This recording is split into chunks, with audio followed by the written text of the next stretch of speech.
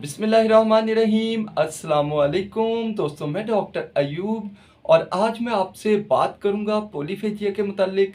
मैं आपको बताऊंगा पॉलीफेजिया क्या होता है, पॉलीफेजिया होने के काजेज़ क्या होते हैं, पॉलीफेजिया होने के सिम्टम्स क्या होते हैं और फिर इनके बाद मैं आपको बताऊंगा पॉलीफेजिया के लिए बेस्ट होम्योपैथिक ट्रीटमेंट जिसके इस्तेमाल से इंशाल्लाह आपका पॉलीफेजिया का प्रॉब्लम बिल्कुल ठीक हो जाएगा।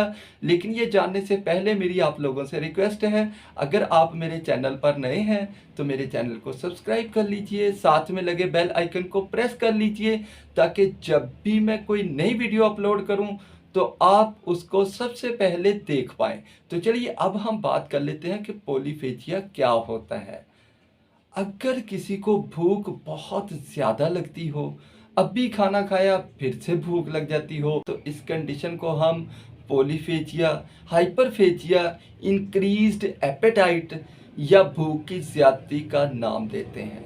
अब तो आप जान ही गए होंगे कि पॉलीफेजिया क्या होता है, तो चलिए अब हम ये जान लेते हैं कि पॉलीफेजिया क्यों होता है, यानी काजेज ऑफ पॉलीफेजिया।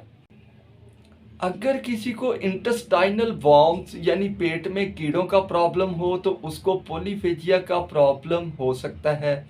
अगर किसी को थायराइड की बीमारी यानी हाइपरथायरिज्म का प्रॉब्लम हो तो उसको पॉलीफेजिया हो सकता है। अगर कोई बहुत ज़्यादा स्ट्रेस में हो तो उसको पॉलीफेजिया हो सकता है। अगर किसी को एंग्जाइटी का प्रॉब्लम हो तो उसको पॉलीफेजिया का प्रॉब्लम हो सकता है। अगर किसी को डिप्रेशन का प्रॉब्लम हो तो उसको पॉलीफेजिया का प्रॉब्लम हो सकता है। और अगर किसी को डायबिटीज हो तो पॉलीफेजिया हो सकता है। तो ये थे इसके काजेज। अब हम जान लेते हैं अगर किसी को पॉलीफेजिया का प्रॉब्लम हो तो उसमें कौन कौन से सिम्टम्स पाए जा सकते हैं।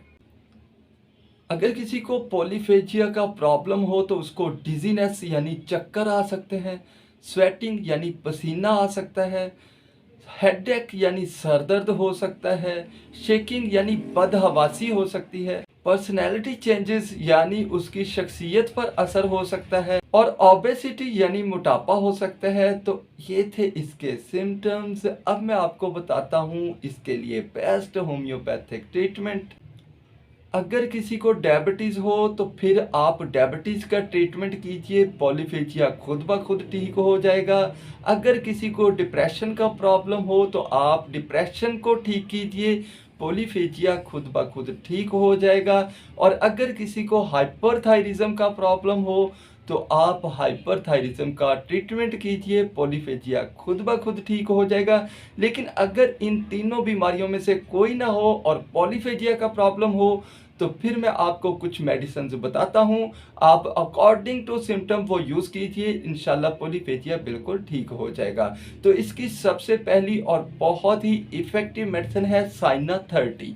अगर किसी को भूख बहुत ज़्यादा लगती हो और उसको इंटेस्टाइनल वॉर्म्स यानी पेट में कीड़ों का प्रॉब्लम हो तो ये बहुत ही इफ़ेक्टिव मेडिसिन है। ये सुबह, दोपहर, शाम, दिन में 3 बार यूज़ की। इसके यूज़ करने से इंशाल्लाह इंटेस्टाइनल वॉर्म्स भी ठीक हो जाएंगे और साथ ही साथ पॉलीफेजिया भी ठीक हो जाएगा।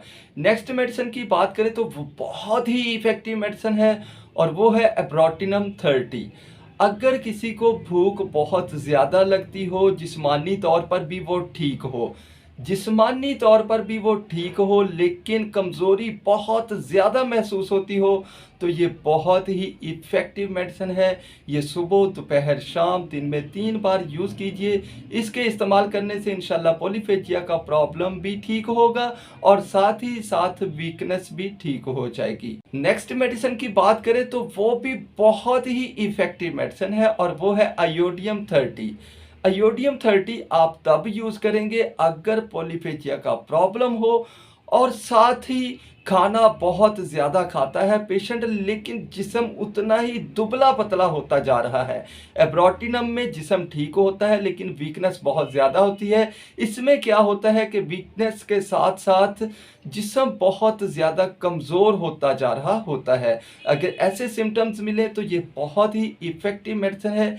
ये सुबह, दोपहर, शाम, दिन में 3 बार यूज़ कीजिए। इसके इस्तेमाल से इंशाल्लाह पॉलीफेजिया का प्रॉब्लम भी ठीक होगा और और दुबलापन भी ठीक हो जाएगा। नेक्स्ट मेडिसिन की बात करें तो वो है कैलकेरिया कार्ब 30। अगर पेशेंट को भूख बहुत ज़्यादा लगती हो, पेशेंट मोटा हो, पिलपला हो, सर्द मजाज हो, सर पे पसीना ज़्यादा आता हो, अंडा खाने को बहुत ज़्यादा मन करता हो, तो ये बहुत ही इफ़ेक्टिव मेडिसिन है। ये सुबह, दोपहर, शाम 3 में 3 बार यूज़ करवाइए। इसके इस्तेमाल से इंशाल्लाह पॉलीफेजिया का प्रॉब्लम ठीक हो जाएगा। नेक्स्ट मेडिसिन की बात करें तो वो है लाइकोपोडियम 200। लाइकोपोडियम 200 आप तब यूज़ करेंगे अगर भूख बहुत ज़्यादा लगती हो, लेकिन जैसे ही 2 लुक़मे पेट में जाएँ तो पेट भर जाता हो, तो ये बहुत ही इफ़ेक्टिव मेडिसिन है। तो ये आप सुबह शाम दिन में 2 बार यूज़ कीजिए। इसके इस्तेमाल से इंशाल्लाह पॉलीफेजिया का प्रॉब्लम ठीक हो जाएगा। नेक्स्ट मेडिसिन की बात करें तो वो है पेट्रोलियम 30। अगर किसी को डायरिया हो यानी असहाल लगे हुए हों, अब भी खाना खाए और अब भी फिर से भूख लग जाए, साथ में डायरिया हो, तो ये बहुत ही इफ़ेक्टिव मेडिसिन है। ये सुबह, दोपहर, शाम 3 में 3 बार यूज़ कीजिए। इसके इस्तेमाल से इंशाल्लाह डायरिया भी ठीक होगा और साथ ही साथ पॉलीफेजिया का प्रॉब्लम भी ठीक हो जाएगा। नेक्स्ट और लास्ट मेडिसिन की बात करें तो वो है सोराइनम 200। सोराइनम 200 आप तब यूज़ करेंगे अगर किसी को आधी रात को उठकर खाना खाना पड़ता हो, भूख बहुत ज़्यादा लगती हो, आधी रात को सोया हुआ उठकर भी खाना खाना शुरू कर देता हो, तो ये बहुत ही इफ़ेक्टिव मेडिसिन है। ये हर हफ्ते में 1 बार यूज़ कीजिए।